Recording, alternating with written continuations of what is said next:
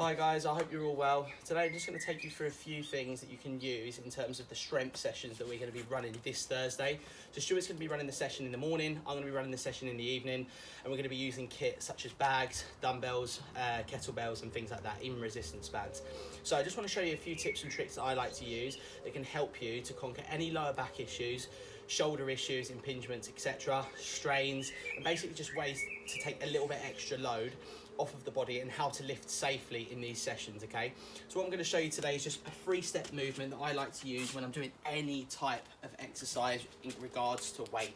Okay, so usually what I would do before I grab the weight is just make sure that my wrists are feeling okay, okay? So just a little wrist flex, just make sure that getting them moved in and around.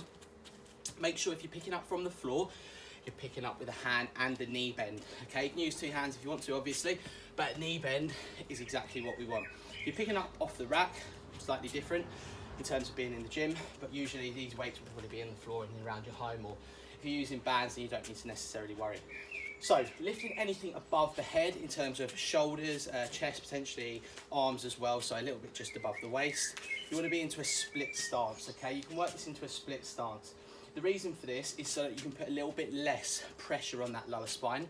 Okay, a lot of people will complain that if they're doing, say, a shoulder press above the head with a weight, then naturally after fatigue, you start to get that small arch in the spine, okay? Naturally, you're pushing rep 6, rep 7, rep 8, for example, and then form starts to go out the window, and what actually doesn't matter too much is the form. It's the fact that actually the body starts to fatigue in other areas, such as the spine. So that's a small tip for you. If you want to use your stronger foot to go in and around the hind, then do so. I love to use these in anything that I do. So for example, if I'm doing bicep curls, I'll go with the opposite to my arm. So if I'm going with the right arm bicep curl, I'll go for the left leg in the rear. If I'm going for the left, I'll go for the right, okay? Just gives me a little bit more balance. I'll push down through the heels. Just allows me, again, to isolate the exercise properly and also take a lot of pressure and load off of this lower back, okay? Let me show you with a second weight, okay? So now, if you're using 2 weights, that may be a question that you ask. I usually go for the strongest, so I'll go for the strongest, being my right. Elbows into my sides. Again, a lot less pressure going through that lower back, okay? So there's tip 1. In terms of squatting, I would say elbows to knees is always going to be the minimum standard, okay? This with weight will allow you to sit in a correct position and also allow posture to work properly so you can actually squat with the correct form, okay? So always thinking about the heels. Heels, heels, heels, heels, heels. Elbows to knees, stand. Simple as that. Sitting down on a chair, exactly that, okay?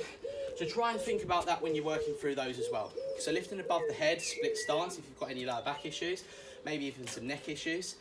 With the squats, sitting, standing, elbows to your knees, okay? Again, it's going to promote good posture. If I don't go elbows to knees and they're flared out to the sides, naturally I may do this.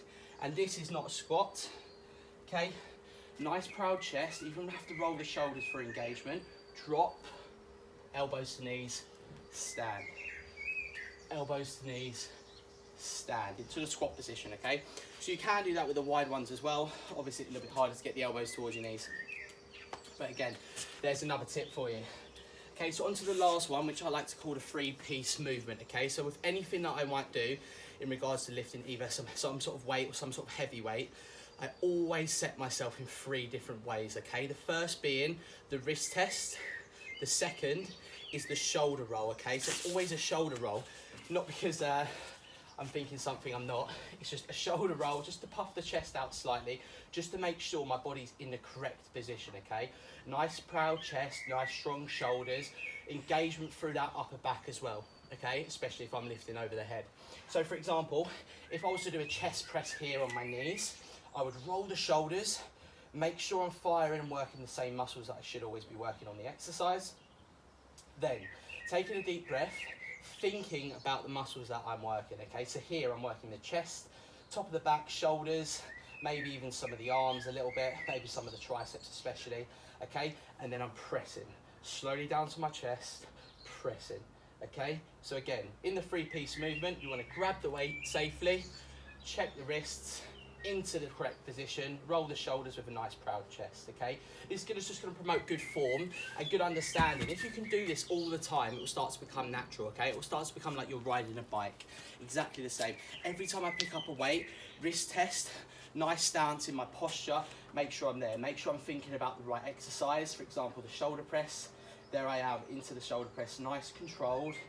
2 or 3 on the way up, 2 or 3 on the way down, depending on the range, depending on time and tension and reps, etc.